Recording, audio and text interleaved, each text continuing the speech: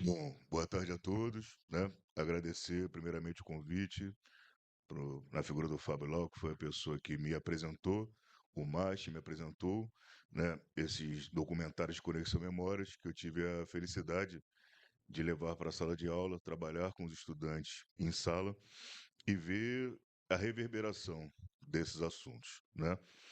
Eu não conhecia a Enedina, assim como não conhecia o Pretestato. E quando o Fábio me chama e me faz o convite para estar aqui presente no dia 13, me diz que a gente vai falar sobre o pretextato e eu fico curioso sobre a figura, questiono, ele me passa, né, o trabalho feito pela professora Adriana, e ao ler o trabalho, obviamente que não quero parecer pretensioso, mas foi muito difícil não pensar em mim, não pensar na minha história, não pensar nos meus 19 anos de docência, né, não pensar nos enfrentamentos cotidianos que a presença do meu corpo preto gera nos espaços em que eu habito, principalmente, né, por ter essa popular classificação fenotípica do negão, né? E as pessoas, ao me verem enquanto negão, elas não me imaginam professor, não me imaginam doutor em educação.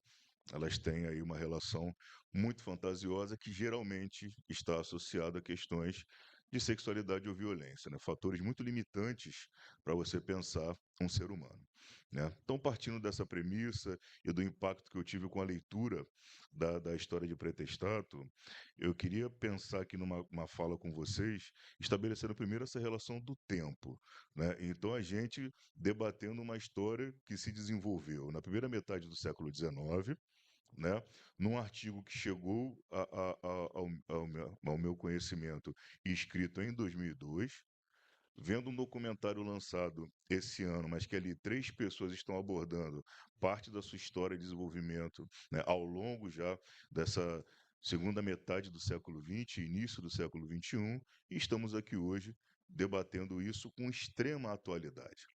Então, uma das coisas que eu critico em todo esse processo de ser hoje, né, me identificar como um educador antirracista e levar essa discussão nos meus artigos, nas minhas apresentações, nas minhas aulas, é fazer uma crítica a esse escândalo, ou certo escândalo que o racismo muitas vezes proporciona, com frases clássicas do tipo, em pleno 2025, então sim, é extremamente atual, ele se reinventa a todo tempo. Concordo plenamente com a professora quando ela afirma que é até estranho estar usando sempre a argumentação do processo, do período escravocrata, como uma justificativa para esse processo, quando na prática o racismo, né, na minha interpretação enquanto pesquisador, ele é uma tecnologia de dominação e ele está sempre sendo atualizado.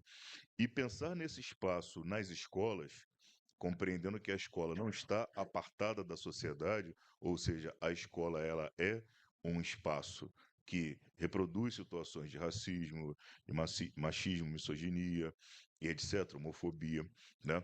E qual a escola sendo esse espaço muitas vezes, né, reprodutivo, qual o espaço, qual a vantagem que ela oferece? Ela oferece a vantagem de ser ainda um espaço de diálogo, então, onde a criação de diálogos possíveis faz com que a gente consiga, né, aqueles profissionais que estão engajados nesse processo, eles consigam fomentar as discussões, sempre compreendendo que a educação é uma das ferramentas possíveis para essa transformação social.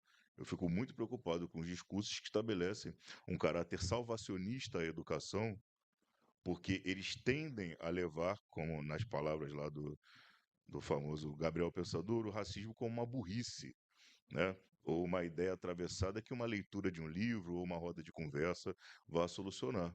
Mas a gente precisa compreender que existe esse poder de tecnologia, de dominação e uma relação que muitas vezes está associada à defesa de interesses, manutenção de poderes e etc., que são estabelecidos a partir da existência de uma estrutura racista na nossa sociedade, né? Então, nós que estamos na escola, nós que estamos debatendo diretamente com os estudantes, a gente tem nas mãos as pequenas políticas associadas às pequenas relações, as relações que têm um caráter local.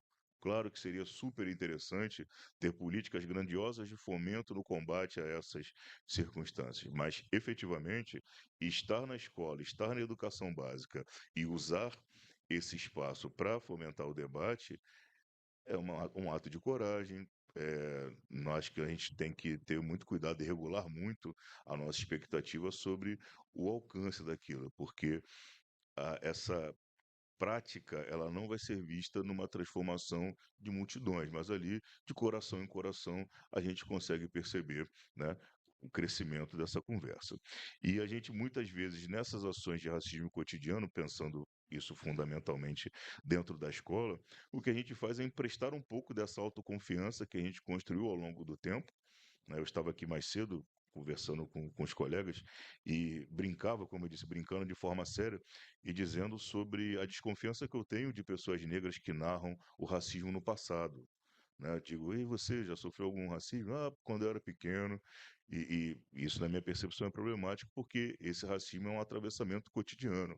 É uma pessoa que viu o meu currículo e achou o meu currículo muito interessante, me contratou para ser o professor particular da filha dele, e quando eu cheguei à casa dessa pessoa, que ela abriu a porta e me viu, ela disse assim: "Se eu soubesse que você era um negão desse tamanho, eu não tinha te contratado."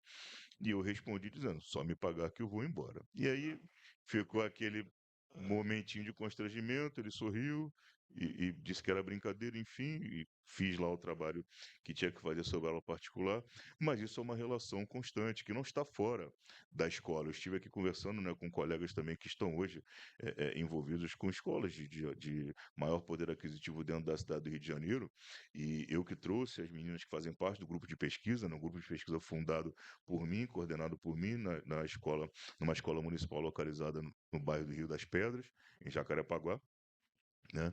E esses diálogos, eles inclusive fazem uma certa união desse tecido social tão segregado, tão fragmentado, que o Rio de Janeiro expõe, né? Porque essas práticas racistas, tão presentes no cotidiano, elas se espalham pela cidade. Eu arrisco dizer que muitos pais ainda não querem os seus filhos ombreando com meninos e meninas negras por aí, né? Então é uma percepção ruim, né, em toda essa temporalidade aí que a gente observa da passagem do trabalho do pretextato.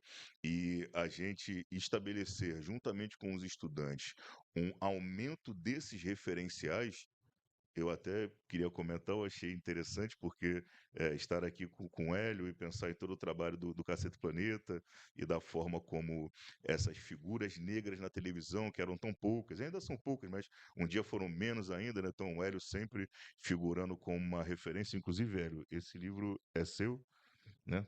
Tá com a dedicatória aí para você, sou um grande admirador do seu trabalho.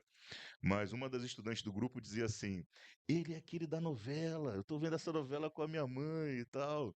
E eu achei interessante por isso, como, né, o seu trabalho atravessa o tempo, mudam-se as referências, aí já não se fala de Cacete Planeta, fala da sua relação com o Botafogo, fala da sua presença em novelas, etc., e como você se mantém atual. E como isso é relevante para nós que somos carentes de referências, né? Então, esse processo de construção, de trazer essas figuras através do projeto Conexão Memória, o quanto isso é relevante e o quanto eu assumo o compromisso de continuar levando isso nas escolas onde atuo, para que a gente possa fomentar esses debates que são, assim, importantíssimos, né? E para não me alongar mais, já caminhando aí para o final da minha fala, eu gostaria de agradecer a presença das meninas. Elas estão ali tímidas ali atrás, mas eu brincava com elas dizendo assim, o quanto esse acesso à cultura, o alijamento do acesso à cultura a tantos jovens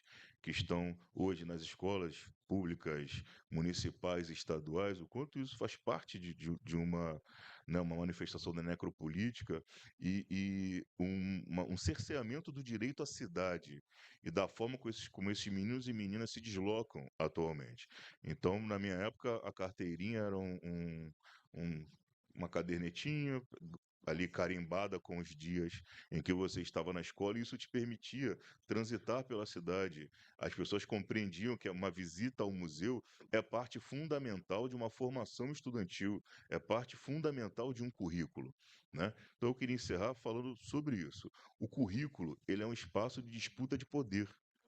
E o domínio sobre certas narrativas, ele é fundamental para que a gente avance nesse poder, para que a gente aumente o poder de influência.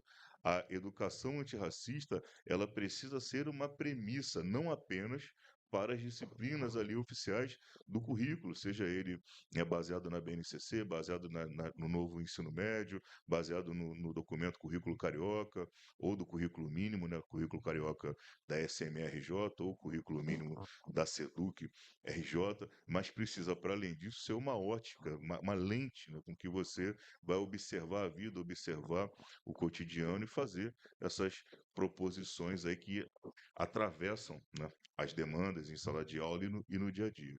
Então, essa disputa é fundamental que a gente ganhe mais espaço nela e que consiga estabelecer esse crescimento da discussão antirracista. Momentos como esse aqui, né, movimentos como esse que o Master tem feito, com certeza são ferramentas fundamentais nesse processo. Muito obrigado, gente.